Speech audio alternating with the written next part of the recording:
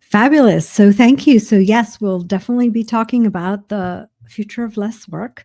We'll talk about that less piece, I promise, at some point. But I actually want to walk us through a few scenarios, and I'll start with a story, right? So 2014, The Economist had this on their cover. It was an article called Workers on Tap. It was actually my first slide on the future of work slide deck that I would do on keynotes. And, 2014 is a long time ago. And it seemed very far off. But The Economist was describing a situation where work was unbundling, and we were able to go get people without necessarily owning them as employees in our company. Fast forward a decade, we see the same faucet, right?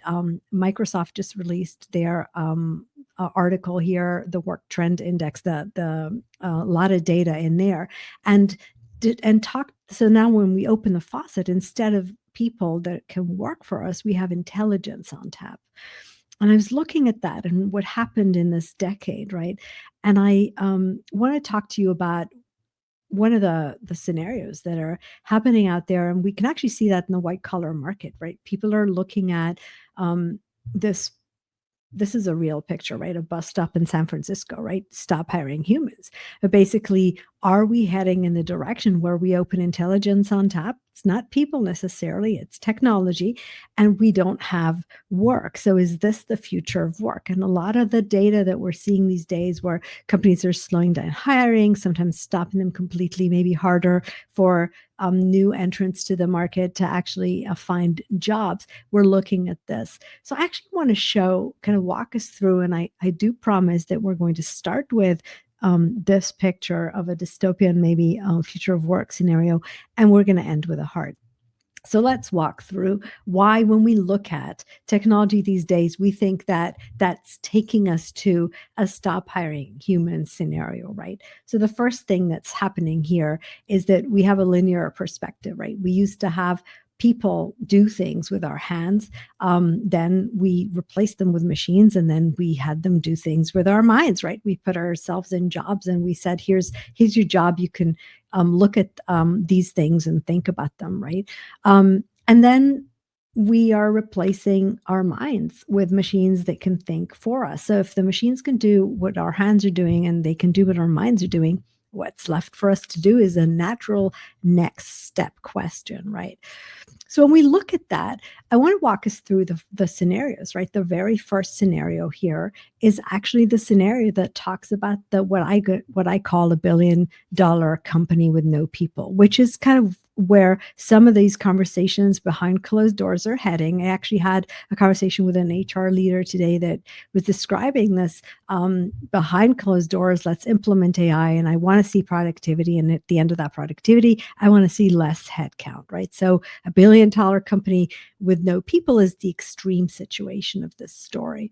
So when we look at that, we actually say, okay, here's what this looks like, right? We're looking at a team of 10 people, and we bring in technology, and 3 people can now do what 10 did before. So we fire the 7, right? And then the 3 people might do what 100 people do, maybe 1,000 people do.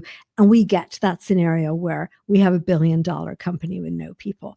That's the scenario where AI is replacing people, and it's doing what people used to do, just without the people, right? So I actually want to ask a question about this scenario, right? And basically suggest that if we think about AI, and if it can do this work that we do in our own company for our customers, for our suppliers, for our clients, right? For our competitors, what makes you you? Or what makes us us, right? What's that unique ingredient that makes you different than everybody else who can use these vanilla technology to generate whatever it is that you're generating?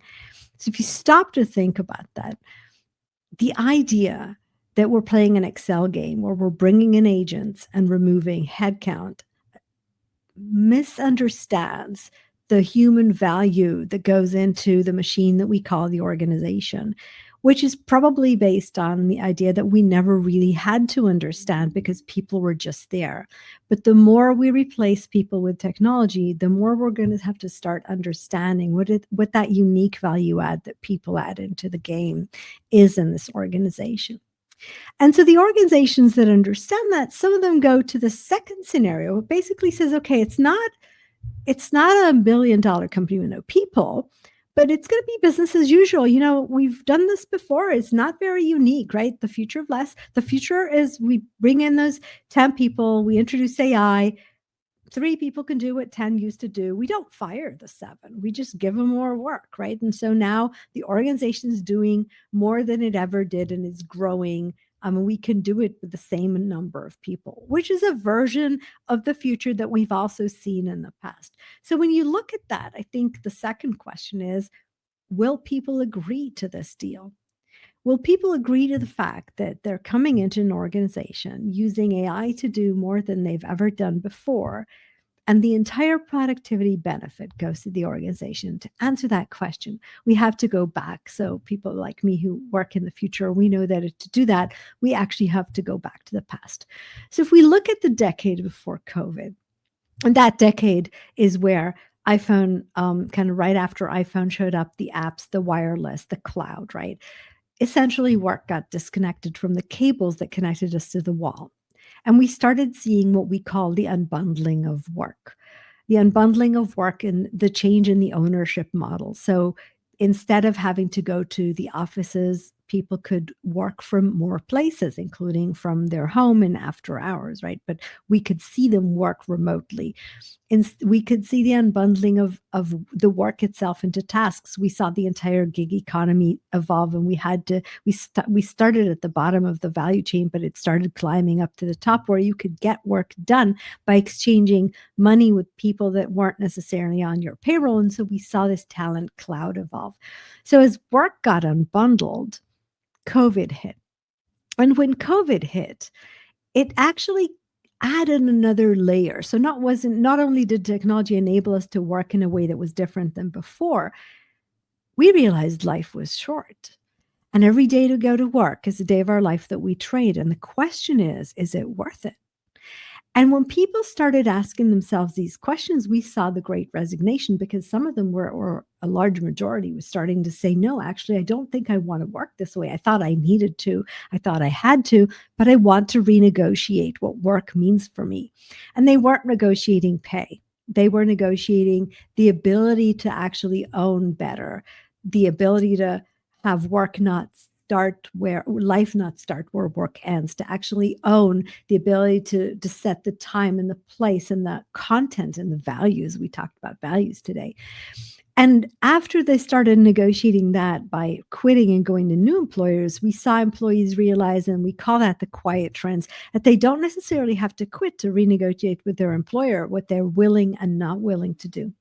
And so over the past few years, we're seeing a very deep change in the social contract of work, and people deciding that they want something slightly different than the way work worked for us in the past few decades.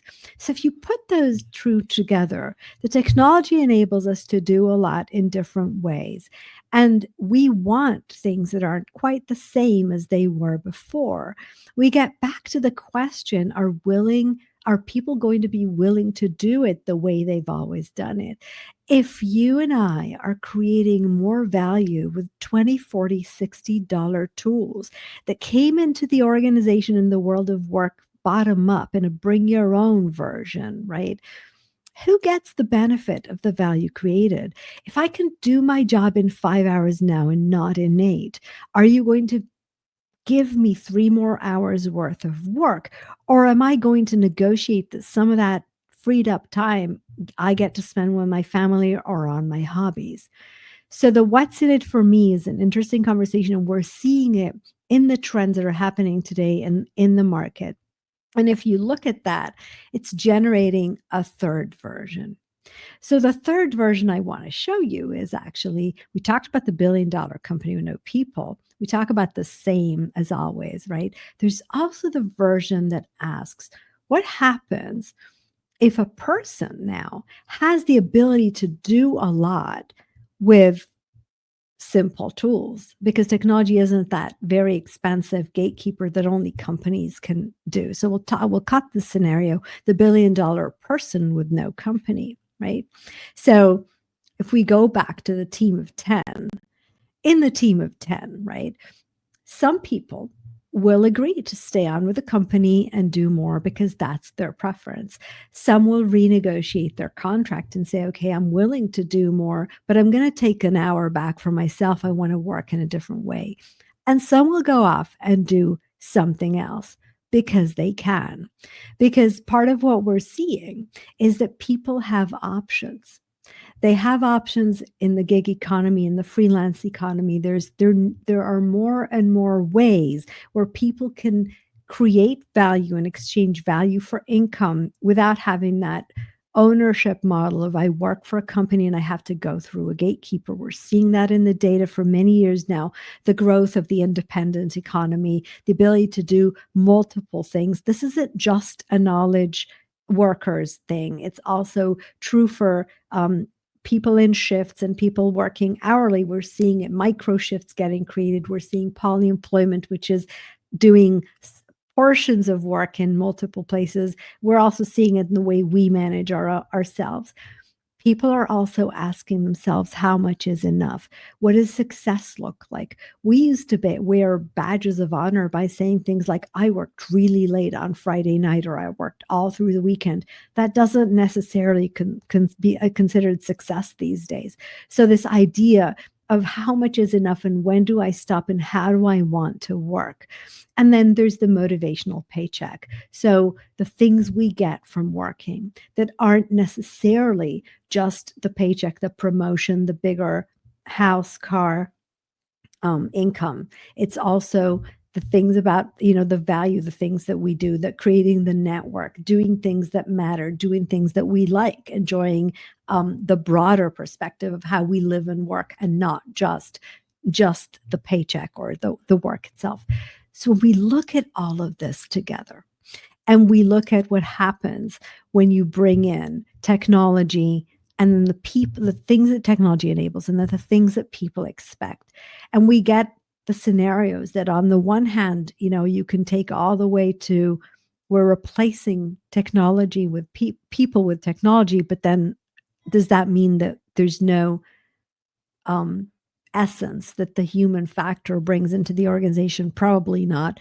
Or we're just going to give them more work and they'll just do more for us. Will they agree to it, right? Do they want to work more, or are they asking themselves a question about how they want to live or work? Do they have options, right? And we look at that, then I want to circle back to this idea that if we look at the flow of how we've worked for many, many years, and we started by actually working with our hands, and technology came in and brought technology that removed some of our work, but we created new things, right? We brought in machines into the factories, but we created whole jobs and we created whole new industries. And then we brought in our minds and we created the knowledge industry, and we were able to do things that, or, with our minds that created more value. And now machines are doing the things we taught ourselves to do. The future of less work isn't about doing less.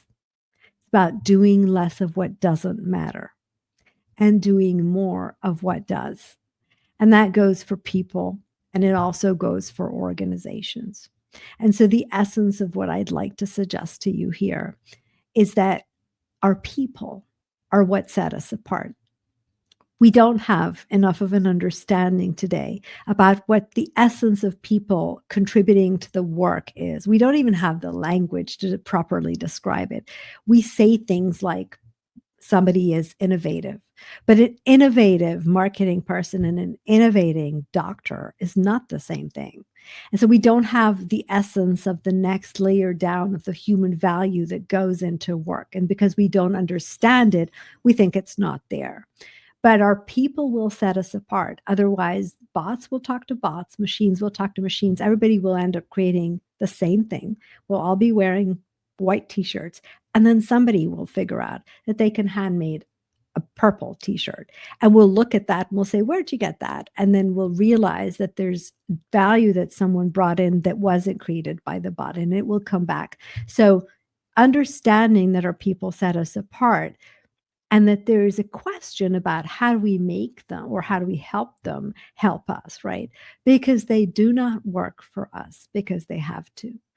They have options, and they do not work for us because we track them with indicators or we cause them to we measure them on it, or frankly, we pay them for it. They work for us because it matters. They work for us because by doing the things that we're asking them to do, they're also doing what's important for them. So ultimately, I want to suggest that we started with stop hiring humans and we ended with a heart. And that over the next few, don't know, months or years, we're going to understand the full journey of where that relationship is between the technology that's joining us at the world of work and the people that are there and will continue to be there to create value, and be motivated to create value in evolving ways. And then we'll be able to live and work the way we can. Thank you for the time. This is how you find my newsletter. I write for Forbes, and you can find the slides as well and all my content. And thank you for having this wonderful day.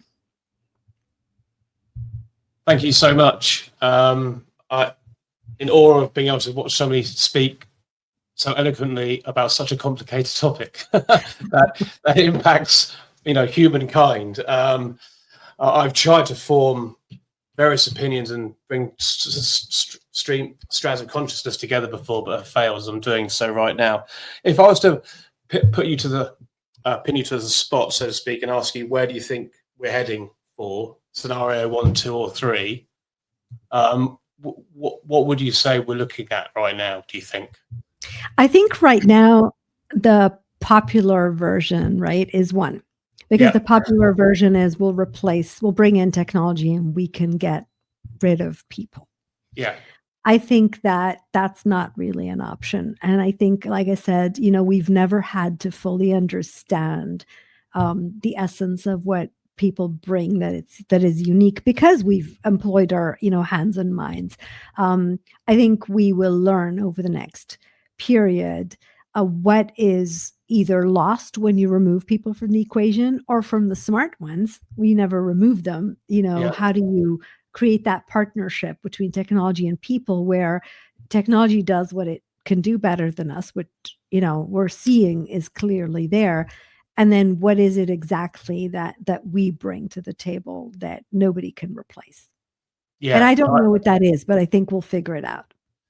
Yeah, it's just very interesting times that we're replacing ourselves, or who's asked that to happen. I mean, in scenario 1 for me, I boiled it down to profits over people. Those leaders and organizations that go down that route, I'm hoping will find it hard to come back from it in some respects. Because I thought when the pendulum swings one way, hopefully it corrects itself and it swings back, and that there's a balance found with where we're using AI and finding a great place for our people. Yeah, and I think sometimes the pendulum swings back, not because these organizations figured out, but because you get these billion-dollar people in no company that actually generate value and form new kinds of organizations or new kinds of collaboration networks, communities that generate value in new ways, right?